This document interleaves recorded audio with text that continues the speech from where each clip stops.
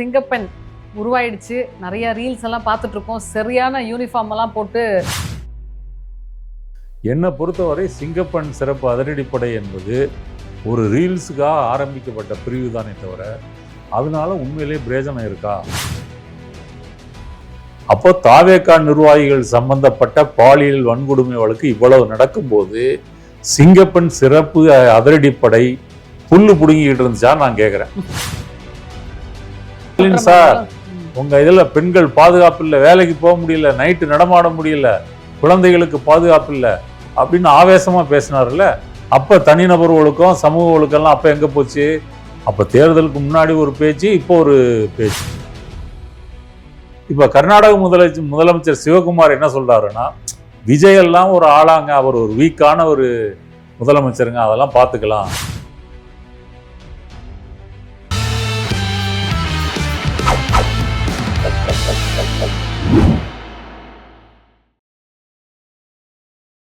GeM TV நேயர்களுக்கு அன்பார்ந்த வணக்கம். நான் உங்கள் தொகுப்பாளர் விஜய் டீனா. இன்றைய நேர்காணல நம்ம கூட ஜேர்னலிஸ்ட் நாதன் சார் இருக்கார். வணக்கம் சார். வணக்கம் சார். என்ன சார், சிங்கப்பெண் உருவாயிடுச்சு. நிறைய ரீல்ஸ் எல்லாம் பார்த்துட்டு இருக்கோம். சரியான யூனிஃபார்ம் எல்லாம் போட்டு சிங்கப்பெண்லாம் களத்துல இறங்கிட்டாங்க. இது எப்படி சார்? சரியான யூனிஃபார்ம்னா செக்யூரிட்டி மாதிரி இருக்கா? இல்ல சார், ரொம்ப அழகா இருக்கு. செக்யூரிட்டி மாதிரிலாம் இல்லை, அதை பார்க்க நல்லா இருக்கு. கூல் சுரேஷ் தான் கேவலமா வந்து லிப்ஸ்டிக் எல்லாம் போட்டுக்கிட்டு சென்டர் ஆஃப் அட்ராக்ஷன் கிரியேட் பண்றேன்னு அருவருப்பா பண்ணிட்டு இருக்காரு. இது எப்படி சார் பாக்குறீங்க? சிங்கப்பெண் சிறப்பு அதிரடிப்படை என்பது விஜய் புதுசாக உருவாக்கலை. ஏற்கனவே அனைத்து மகளிர் காவல் நிலையங்கள், பெண் போலீஸு இதெல்லாம் வந்துருச்சு. 70களிலேயே கலைஞர் காலத்தில் பெண் போலீஸு தமிழ்நாட்டுக்கு அறிமுகப்படுத்துகிறாங்க. ஜெயலலிதா காலத்தில் அனைத்து மகளிர் காவல் நிலையங்கள் அப்படின்னு போலீஸ் ஸ்டேஷன் உருவாக்குறாங்க.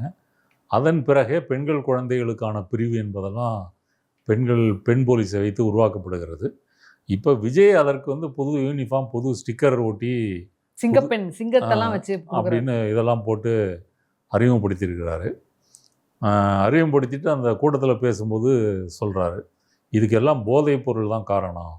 போதைப் பொருளை போன ஆட்சி கண்ட்ரோல் பண்ணியிருந்தாங்கன்னா இந்த பெண்கள் மீதான குற்றங்கள், வன்கொடுமைகள்லாம் நடக்காது அப்படின்னு சொல்கிறாரு. அந்த பழியெல்லாம் என் மேலே தூக்கி போடுறாங்க அப்படின்னு இப்போது சொல்கிறார். முதலமைச்சர் ஆன பிறகு சிங்கப்பெண் சிறப்பு அதிரடிப்படை ஆரம்பித்த பிறகு சொல்கிறாரு. என்னை பொறுத்தவரை சிங்கப்பெண் சிறப்பு அதிரடிப்படை என்பது ஒரு ரீல்ஸுக்காக ஆரம்பிக்கப்பட்ட பிரிவு தானே தவிர அதனால உண்மையிலே பிரயோஜனம் இருக்கா அப்படின்றதுக்கு உங்களுக்கு சில உதாரணங்கள் சொல்கிறேன். ஸ்ரீவைகுண்டத்தில் ஒரு விஜயோட ரசிகை, தாவேகாவினுடைய ஆதரவாளர் ஒரு பெண். அந்த பெண்ணுக்கு வேலை வாங்கி தாரேன்னு சொல்லி 2 தாவேகா நிர்வாகிகள் காரில் கூட்டிகிட்டு போய் ஒரு லாட்ஜில் மயக்க மருந்து கொடுத்து பாலியல் வன்கொடுமை செய்கிறாங்க.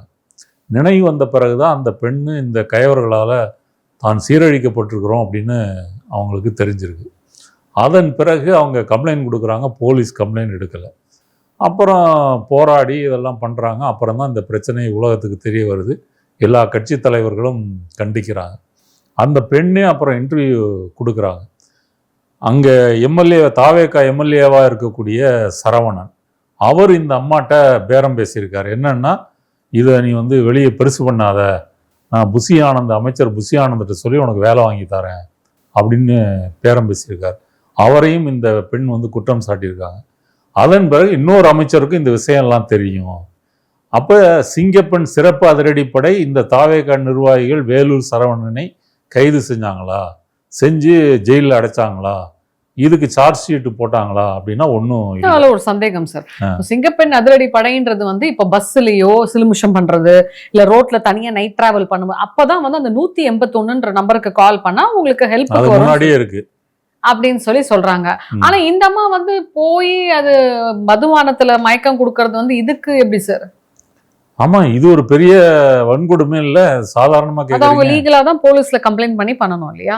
இல்லப்ப சிங்கப்பெண் சிறப்பு அதிரடிப்படையே விஜய் என்ன சொல்லியிருக்காரு, பெண்கள் மீதான கொடுமைகளை நாங்கள் தடுத்து நிறுத்துவோம், 0 டாலரன்ஸ் அப்படின்னு சொல்லியிருக்காரு. பிரச்சனைகள் இந்த மாதிரி குற்றங்கள் நடந்தா உடனே குற்றவாளிகளை கைது செய்து குற்றப்பத்திரிகையை தாக்கல் செய்து விரைவில் தண்டனை வாங்கி கொடுப்போம் அப்படின்னு சொல்லியிருக்காங்க. அதுக்காக அமைக்கப்பட்டதுதான் சிங்கப்பெண் சிறப்பு அதிரடிப்படை. இப்போ 2 தாவேகா நிர்வாகிகள் கொடுமை பண்ணியிருக்காங்க, அப்படி குற்றம் பண்ணியிருக்காங்க அப்படின்னு சொன்னால் அவங்கள கைது பண்ணி உள்ள தள்ளணும், கேஸ் போடணும்ல. இதை தாவேகா செய்யவில்லை. அடுத்தது ஜெம் டிவி இருக்கிற ஆலம்பாக்கத்துக்கு பக்கத்தில் ஆலந்தூர் இருக்கு. ஆலந்தூருடைய வடக்கு பகுதி செயலாளர். அந்த செயலாளர் வந்து ஒரு லேடி ஜிம்மு ட்ரைனராக இருக்கிறாங்க. அவங்க கணவனை இழந்தவங்க. அவங்கள்ட்ட தவறாக நடந்துக்கிறதுக்கு அவர் முயற்சி பண்ணியிருக்காரு. ஃபர்ஸ்ட் வந்து ஏதோ அறிமுகம் இருக்கிறாங்க, நம்பர் வாங்கியிருக்காரு. அப்புறம் வாட்ஸ்அப்பில் இந்த மாதிரி ஆபாச மெசேஜ் அனுப்புறது. அப்புறம் என்ன பண்ணியிருக்காரு, நைட்டு 12 மணிக்கு போய் கதவை தட்டுறது, இந்த மாதிரிலாம் ஹராஸ்மெண்ட் பண்ணியிருக்காரு. ஒரு வாட்டி அந்த பெண் சத்தம் போட்டு ஊரெல்லாம் கூட்டி அவரை விரட்டியிருக்காங்க. இதை போய் போலீஸில் கம்ப்ளைண்ட் கொடுக்குறாங்க. போலீஸ் அந்த சிசிடிவி காட்சிகள்லாம் பார்த்துட்டு அப்புறம் அவரை கைது பண்ணணும் அப்படின்னு முடிவெடுக்கிறாங்க. இப்போ அவரை வந்து கட்சியிலேருந்து நீக்கிட்டோன்னு தாவேகா எம்எல்ஏ அறிவிக்கிறாரு. அவர் இப்போ தலைமறைவாயிட்டாரு. இப்போ சிங்கப்பெண் சிறப்பதிரடிப்படி இதுக்கு என்ன பண்ணுச்சு? இது ஒன்று. விஜய் பதவியேற்றவதா கவுண்டிங் முடிஞ்சு மே 5ஆம் தேதி 6ஆம் தேதியோ சென்னை காசிமேடு இருக்கு. காசிமேட்ல ஒரு தாவேகா நிர்வாகி அவர் உள்ள ஓட்டு என்ற இடத்துல இருக்காரு, அந்த டேபிள்ல இருக்கிறாரு. அவர் வந்து ஒரு சிறுமி மேல பாலியல் வன்கொடுமை செஞ்சிருக்காருன்னு சொல்லி குற்றச்சாட்டு செஞ்சு அவர் மேல ஒரு கேஸு. நேற்று வந்து சேலத்துல ஒரு தாவேகா நிர்வாகி அவர் வந்து பல பெண்களுக்கு ஃபினான்ஸ் கம்பெனியோட டைப் வைத்து கொண்டு அவங்க லோன் வாங்கி தரேன்னு சொல்லி அவங்களை வந்து வீடியோ தப்பான முறையில் நடத்தி வீடியோ எடுத்து கிட்டத்தட்ட 8000 வீடியோ அவங்க செல்போன்ல இருக்குது. இதை வைத்து கொண்டே அவர்களை மிரட்டுவது, தங்கள் நண்பர்களுக்கும் அந்த பெண்களை அனுப்புவது, இந்த மாதிரி வேலைகள்லாம் பண்ணிட்டு இருக்காரு. பல பெண்களின் குடும்ப வாழ்க்கையை அழித்து விட்டாருன்னு சொல்லி அதுலேயும் ஒரு பெண்ணு போல்டா வெளியே வந்து இன்டர்வியூ கொடுத்துருக்காங்க. அப்போ தாவேகா நிர்வாகிகள் சம்பந்தப்பட்ட பாலியல் வன்கொடுமை வழக்கு இவ்வளவு நடக்கும்போது சிங்கப்பெண் சிறப்பு அதிரடிப்படை புல்லு புடுங்கிட்டு இருந்துச்சா நான் கேட்குறேன். இப்ப தமிழ்நாட்டில் இருக்கக்கூடிய பெண்கள் குழந்தைகளை இப்ப யார்கிட்ட இருந்து காப்பாற்றணும்? தாவேகா நிர்வாகிகள்கிட்ட இருந்து காப்பாற்றணும். இப்ப தாவேகா ஆட்சிக்கு வந்துருச்சு, போலீஸ் அவங்கள்ட்ட இருக்கு, ஆளுங்கட்சி அமைச்சர்கள் எம்எல்ஏக்கள் எல்லாம் அவங்கன்றதுனால இந்த பெண்கள் பொது வாழ்க்கைக்கு வரக்கூடிய பெண்களா இருக்கட்டும் இல்ல சாதாரண பெண்களா இருக்கட்டும் அவர்களை மிஸ்யூஸ் பண்ணலாம் அப்படின்னு அவங்க வந்து துணிஞ்சு செய்யறாங்க. அப்ப அந்த அதிகாரத்தை வைத்து கொண்டு இதெல்லாம் செய்யறாங்க. அதே போல வந்து தாம்பரத்துல அதே மாதிரி ஒரு கேஸு.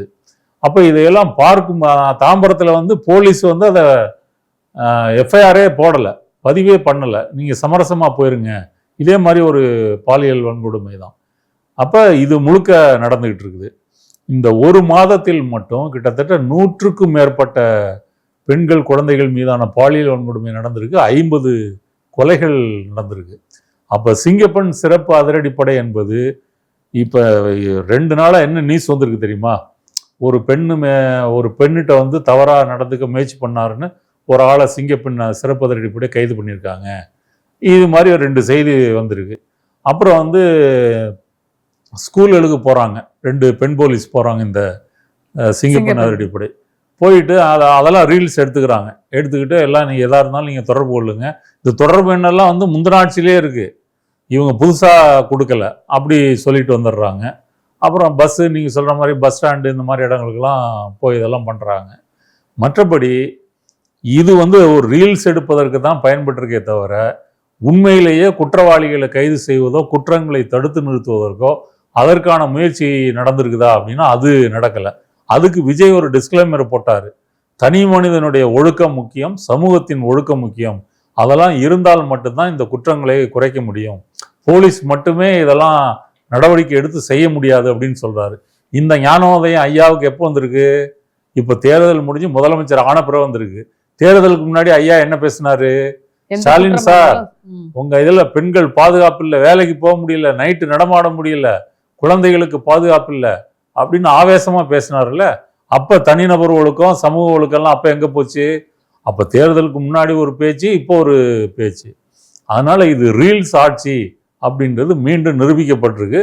சிங்கப்பெண் சிறப்பு அதிரடிப்படையை பொறுத்த வரைக்கும் இப்ப விஜய் மக்கள் மத்தியில அவங்க கட்சிக்காரங்க இதை எப்படி கொண்டு போறாங்கன்னா, தளபதி இந்த மாதிரி ஒரு படையை போட்டாரு, யூனிஃபார்ம் கொடுத்துட்டாரு, தமிழ்நாடு முழுக்க சுத்துறாங்க, இனி யாரும் தப்பிக்க முடியாது, யாரும் கொடுமையெல்லாம் நடக்க முடியாது அப்படின்னு பிரச்சாரம் பண்ணிட்டு இருக்காங்க. இன்னொரு புறம் நீங்க நாளிதழ்களையோ அல்லது வெப்சைட்லேயோ அந்த கிரைம் கேட்டகரியை கிளிக் பண்ணி படிச்சு பார்த்தீங்க அப்படின்னு சொன்னா டெய்லி வந்து 10-20 சம்பவங்கள் நடந்துகிட்டு இருக்கு. அது கொலையாக இருந்தாலும் சரி, பெண்கள் மீதான வன்முறையாக இருந்தாலும் சரி, அது குறைஞ்ச மாதிரி இல்லை. இன்னும் சொல்ல போனால் ரவுடிகளுக்கெல்லாம் ஒரு பயமே இல்லைன்னே சொல்லலாம். ரவுடிகளுக்கு இடையில் உள்ள தாக்குதலை வந்து போலீஸ் நினைத்தால் தடுத்து நிறுத்த முடியும். ஏன்னா அவங்களுக்கு தெரியும் யார் யாரை வெட்டியிருக்காங்க, கொண்டிருக்காங்க, யார் பழி வாங்க போறா, அடுத்து என்ன நடக்கும், யாரை பிடிக்கணும், இது எல்லாமே அவங்களுக்கு தெரியும். அதை இவர்கள் செய்வது இல்லை. அப்புறம் வந்து இந்த பாதிக்கப்பட்ட பெண்கள் புகார் கொடுக்க வந்தாங்க அப்படின்னா, தாவேகா சம்பந்தப்பட்ட புகார் அப்படின்னா போலீஸ் பின்வாங்குது. ஏன்னா அவங்க ஆளுங்கட்சி அப்படின்ற முறையில். அப்புறம் எப்படி பெண்களுக்கு ஒரு நம்பிக்கை வரும்? அப்போ தாவேகா நிர்வாகிகளாம் நம்ம தப்பு பண்ணால் போலீஸ் நம்மளை ஒன்றும் பண்ணாது அப்படின்னு அவங்கெல்லாம் இறங்கிட்டாங்கன்னா அப்புறம் என்ன ஆகும்? அதனால இதெல்லாம் வந்து தடுத்து நிறுத்தப்படணும், நடவடிக்கை எடுக்கணும். இது நேரடியாக விஜய் பதில் சொல்லணும். தன்னுடைய சொந்த கட்சிக்காரங்களே நான் இவ்வளவு உதாரணம் சொன்னேன், மிஸ்யூஸ் பண்றாங்க, இவ்வளவு குற்றச்சாட்டுகள் இருக்குது. அப்ப நீங்க வந்து அண்ணா பல்கலைக்கழகம் ஞானசேகரன், அதுக்கு என்ன சொன்னீங்க? யார் அந்த சார் அப்படின்னு கேட்டீங்க. இப்ப ஸ்ரீவைகுண்டத்துல கேட்குறாங்க, யார் அந்த மேலிடத்துக்கெல்லாம் தெரியும்னு அந்த சரவணன் எம்எல்ஏ சொல்லியிருக்காரு ஸ்ரீவைகுண்டத்துல. இப்ப உதயநிதியா இருக்கட்டும், எடப்பாடியா, எல்லாருமே கேட்குறாங்க யார் அந்த மேலிடம் அப்படின்னு சொல்லி. அது விஜய் வந்து பதில் சொல்லணும், யார் அந்த மேலிடம் சொல்லி. அதனால இந்த ரீல்ஸ் எடுக்கிறதெல்லாம் விட்டுட்டு உண்மையிலேயே நீங்க அக்கறை இருந்தால் பெண்களை பாதுகாப்பதற்காக போலீஸை முடுக்கி விடுங்கள், பொறுப்பேற்றுக் கொள்ளுங்கள். இல்லை உங்களால் முடியலைன்னா ரிசைன் பண்ணிட்டு போங்க, அவ்வளவுதான் சொல்ல முடியும். ஏன் சார் இப்ப இவர் தமிழ் தாய் வாழ்த்து 3வது பாடினார் இல்லையா? சோ அதுக்கு வந்து கட்டாயமா வந்து இவர் பதில் கொடுத்தே ஆகணும்னு சொல்லிட்டு ஜட்ஜு சொல்லியிருக்காங்க. இப்ப இவர் சைட்ல இருந்து என்ன மாதிரியான ரியாக்ஷன் இருக்கும் சார் அதுக்கு?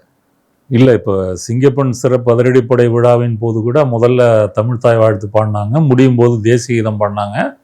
அது தமிழக அரசு நிகழ்ச்சியெல்லாம் அப்படி தான் நடக்கும் அப்படின்னு சொல்லியிருக்காங்க.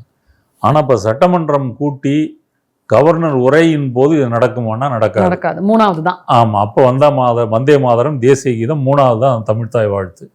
அதை நிலைநாட்டணும் முதல்ல விஜய். இப்போ இதெல்லாம் கோர்ட்டுக்கெல்லாம் கொண்டு போய் பேச வேண்டிய விஷயம் இல்லை. இது தமிழக அரசினுடைய மரபு சம்பந்தப்பட்டது. இதுல கோர்ட்டு வந்து தலையிடவே முடியாது. இப்போ கோர்ட்டு சொல்லுதுன்னு வச்சுங்க, இந்தியா முழுக்க வந்தே மாதரம் தான் பாடுறாங்க, தமிழ் தாய் வாழ்த்த 3வதா வச்சுக்கோங்க அப்படின்னு சொன்னாங்கன்னா அதை நம்ம ஏற்றுக்க முடியுமா? அது இப்போ கேஸ் போட்டது ஒரு தனிநபர் போட்டிருக்காருங்க. கவர்மெண்ட் என்ன சொல்லணும் அப்படின்னா, அரசு வழக்கறிஞர் மூலமாக இது கோர்ட்டு தலையிட வேண்டியதில்லை, நாங்கள் பார்த்துக்குவோம் அப்படிதான் வந்து சொல்லணும். இப்போ மத்திய அரசு மாநில அரசு ரெண்டுமே விளக்கம் கொடுங்க அப்படின்னு கோர்ட் வந்து கேட்டிருக்குது. கோர்ட்டு தீர்க்கக்கூடிய பிரச்சனை இல்லை. அது உறுதியாக இருந்து இப்போ சட்டமன்றத்திலே ஆளுநர் உரையின் போது முதல்ல தமிழ்தாய் வாழ்த்தை வந்து பாடி முடிகிற நேரத்தில் வந்து தேசிய கீதம் வந்து பாடுறதுல விஜய் அரசு உறுதியாக இருக்கணும். முன்னாடி இருந்த ஸ்டாலின் அரசு அப்படி தான் செஞ்சுது. அது பொறுக்காம தான் RN ரவி வெளிநடப்பு செஞ்சார். இப்போ நம்ம தளபதி விஜயோட கெத்து என்னன்றது, அவர் ஹீரோவா இல்லை காமெடியனான்றது ஆளுநர் உரையின் போது கண்டிப்பா நமக்கு தெரியும். இன்னொரு சந்தேகம் சார், இப்போ வந்து கொல்லூர்ல இருக்க மூகாம்பை அம்மன் டெம்பிளுக்கு வந்து இவர் வந்து வெள்ளியில வால் கொடுத்திருக்காரு. எவ்வளோ வெயிட்ல ஏதோ எத்தனையோ அடியில கொடுத்திருக்காரு, 1.6 கிலோ. எம்ஜிஆர் வந்து தங்க வால் கொடுத்தாரு, அதே வெயிட்ல தங்க வால். இவர் வந்து வெள்ளியில கொடுத்திருக்காரு. இதுல என்ன சார் சூட்சமோ? இவர் கொஞ்சம் சிக்கன பேர் வழின்னு நினைக்கிறேன். என்னத்துக்கு தங்கத்துல எல்லாம் கொடுத்துக்கிட்டு வெள்ளியில கொடுத்தாலே போதும் அப்படின்னு நினைச்சிருக்கலாம். விஜய் வந்து தன்னுடைய சொந்த பணத்தை செலவழிக்கிறது கொஞ்சம் யோசிப்பார், அதனால குறைச்சிருக்கலாம். மற்றபடி அவர் சொல்ல வர்ற மெசேஜ் என்னன்னா, நான் தான் அடுத்த எம்ஜிஆர் கொல்லூர் மூகாம்பிகை கோயிலுக்கு போயிருக்கிறாரு, ஜெயலலிதா அம்மா போய் யாகங்கள் பண்ணியிருக்காங்க, அதே மாதிரி நானும் பண்றேன். விஜயை பொறுத்தவரை இந்த மாதிரி மூட நம்பிக்கைகள், ஜோசியம், ஜாதகம், பில்லி சூன்யம், ஆமா, இது மேல நிறைய நம்பிக்கை இருக்கு. அந்த ரத்தன் பண்டிட்னு ஒரு ஜோசியரை கூட வச்சிருக்கிறாரு. அதனால இவர் தீவிரமான இந்த மூட நம்பிக்கைகள்லாம் பின்பற்றக்கூடிய ஒரு நபர். மக்களுக்கு என்ன சொல்ல வர்றாருன்னா, இதன் மூலமாக நான் வந்து அடுத்த எம்ஜிஆர் அப்படின்றத சொல்ல வர்றாரு. கர்நாடகாவுக்கு கொல்லூர் மூகாம்பிகைக்கு போனவர் அப்படியே DK சிவகுமாரை பார்த்து குறுவை சாகுபடிக்காக வந்து காவிரியை திறந்து விடுங்க அப்படின்னு போய் கேட்டிருக்கணும்ல. காங்கிரஸ் கட்சி உங்க கூட்டணியில தான் இருக்கு, 2 அமைச்சர் பதவி கொடுத்துருக்காரு, பிரவீன் சக்கரவர்த்தியை ராஜ்யசபாவுக்கு MP அனுப்பியிருக்கிறாரு. அப்போ இருக்கும்போது DK சிவகுமாரை சந்திச்சு தண்ணி கேட்டிருக்கணும். அப்புறம் மேகதாது அணை கட்டாதீங்க அப்படின்னு சொல்லி பேசிட்டு வந்திருக்கணும். ஆனால் டெல்லியிலேருந்து சிறப்பு விமானத்தின் மூலம் மங்களூருக்கு வந்து 120 கிலோமீட்டர் காரில் பயணம் செஞ்சு கும்பிட்டுட்டு திரும்ப ரிட்டர்ன் வந்துட்டாரு. இவங்க இதை வேற சிவகுமாரெல்லாம் பார்க்கல. இப்போ கர்நாடக முதலமைச்சர் சிவகுமார் என்ன சொல்றாருன்னா, விஜய் எல்லாம் ஒரு ஆளாங்க, அவர் ஒரு வீக்கான ஒரு முதலமைச்சருங்க, அதெல்லாம் பார்த்துக்கலாம், அதனால் அவங்களாம் ஒன்று எதிர்த்து வைக்க மாட்டாங்க அப்படின்னு ஸ்கூல் பையனை டீல் பண்ணுற மாதிரி அவர் பண்ணுறாரு. இதுவே ஸ்டாலினாக இருந்தால் சிவகுமார் வந்து யோசிப்பார். ஏன்னா ஸ்டாலின் வந்து ஒரு சக்தி வாய்ந்த முதலமைச்சர், விஜய் மாதிரி அவரை ஏமாற்ற முடியாது அப்படின்றது அவருக்கு தெரியும். அடுத்தது இவர் டெல்லிக்கு நிதி ஆயோக் போனார் இல்லையா, இந்த நிதி ஆயோக் கூட்டத்திற்கு போன முறை ஸ்டாலின் போன போது இவர் என்ன சொன்னார் தெரியுமா? விஜய், எதற்காக நீங்கள் நிதி ஆயோக் கூட்டத்துக்கு போறீங்க? உங்களுக்கும் மோடிக்கும் வந்து பிஜேபிக்கும் வந்து மறைமுகமாக ஒரு டீல் இருக்கு, அதனால தான் நிதி ஆயோக் கூட்டத்துக்கு போறீங்க.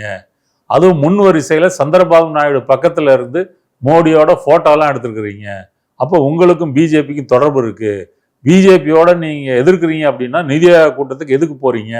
இது யாரு கேட்டா? விஜய். விஜய் தேர்தல் பிரச்சார கூட்டத்தில் இதை கேட்டிருக்காரு. அதே நிதி ஆயோக் கூட்டத்திற்கு இன்னைக்கு யார் போயிருக்கா? விஜய் போயிருக்காரு. அப்போ விஜய்க்கும் பிஜேபிக்கும் மறைமுகமான டீலிங்கா? அதே மாதிரி சந்திரபாபு நாயுடு மற்றவங்களோட முதல் வரிசையில் வந்து நின்றுக்கிட்டு போஸ் கொடுத்துருக்காரு. அப்போ உங்களுக்கும் பிஜேபிக்கும் டீலிங்கா? இதெல்லாம் பேச்சு வருமா இல்லையா? அடுத்தது அந்த கூட்டத்தில் வந்து நீட்டை பற்றி பேசியிருக்காரு, இதெல்லாம் பேசியிருக்காரு. அப்புறம் 1.5 ட்ரில்லியன் பொருளாதாரமும் உயர்த்த போகிறோம். இப்போ ஸ்டாலின் சொன்னது 1 ட்ரில்லியன். எதாக இருந்தாலும் நம்ம நம்பரை கூட்டிக்குவோம். இப்போ எடப்பாடி 2000 ரூபா சொல்கிறாருன்னா 2500. அவர் 3 சிலிண்டர்னா இவர் 6 சிலிண்டரு. ஸ்டாலின் 1 ட்ரில்லியனா 1.5 ட்ரில்லியன். 1.5 ட்ரில்லியனுக்கு எத்தனை சைபர்ன்றது கூட விஜய்க்கு தெரியாது. அப்படி இதெல்லாம் வந்து பேசியிருக்காரு. ஆனால் வந்து நீட்டை வந்து எங்களுக்கு விலக்கு கொடுக்கணும் அப்படின்னு பேசியிருக்காரு. இப்போ நீட்டு வந்து குடியரசுத் தலைவருடைய பரிசீலனையில் இருக்க அவங்க முடியாதுன்னு சொல்லிட்டாங்க. அப்போ அதை குறிப்பிட்டு பேச வேண்டியது தானே? அப்போ தமிழ்நாட்டினுடைய கோரிக்கைகள் எதையுமே வந்து அவர் வலியுறுத்தி பேசாமல் பொதுவாக பிஜேபியும் அந்த மோடி அரசு எங்களுக்கு ஒத்துழைப்பாக இருக்கணும், நாங்களும் ஒத்துழைப்பாக இருக்கோம், இப்படி தான் அவர் பேசிட்டு வந்திருக்காரு. மற்றபடி போன முறை ஸ்டாலின் போன தப்புன்னு பேசினவர் இப்ப எதற்காக போயிட்டு வந்திருக்கிறாரு? சார், இப்போ ஸ்டாலின் பத்தி சொல்றப்போ எனக்குமே ஒரு சந்தேகம். இப்போ இவங்க பார்க்காத தோல்வி கிடையாது. இப்போ கலைஞர், கருணாநிதி எல்லாம் எவ்வளவு பார்த்திருப்பாங்க தோல்விகள், புரியுதா? ஆனா இவர் தோல்வியை வந்து ஏன் சார் ரொம்ப இதுவா வந்து பேசுறாங்க?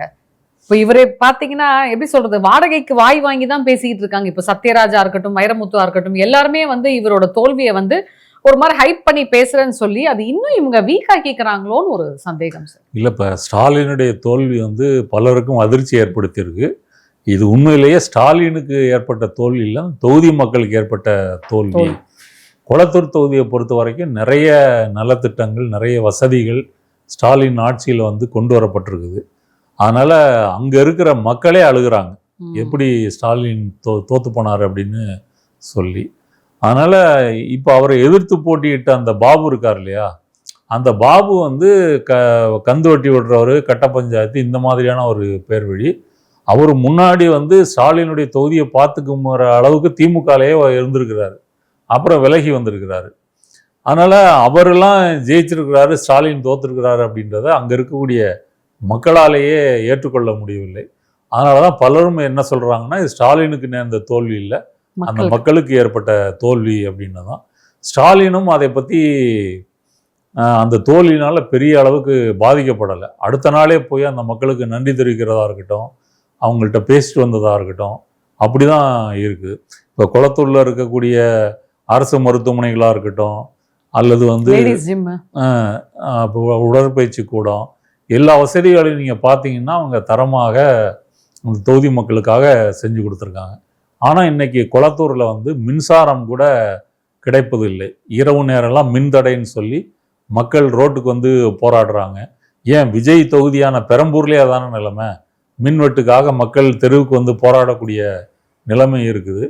அதனால் ஸ்டாலினுடைய தோல்வியை வந்து பலரும் வந்து அதிர்ச்சி அடைந்தாங்க அப்படின்றத தாண்டி மக்களுக்கு வந்து தெரியல பாருங்க. ஒரு முதலமைச்சராக இருந்து அவர் அந்த தொகுதிக்கு இவ்வளவு பண்ணியிருக்கிறாரு, அவர் மீண்டும் வந்தால் இதையெல்லாம் செய்வார் அப்படின்ற பார்வை இல்லாமல் விஜய் என்னமோ பேசுகிறாரு, ஒரு பஞ்ச் டைலாகு, விசில் சின்னம் அப்படி மாறி போட்டிருக்காங்கன்னா அது மக்களுடைய ஒரு தரம் தாழ்ந்த ஒரு பின்தங்கிய நிலையைத்தான் காட்டுகிறதே தவிர அவங்க ஆக்கப்பூர்வமாக யோசித்து சிந்தித்து வாக்களித்திருக்கிறார்கள் அப்படின்றத இதை நம்ம ஒத்துக்கவே முடியாது. ஸோ நிறைய விஷயங்கள் காரசாரமாக சொன்னீங்க சார். வேற ஒரு பதிவில் நம்ம மீண்டும் சந்திச்சு பேசலாம். நன்றி. நன்றி.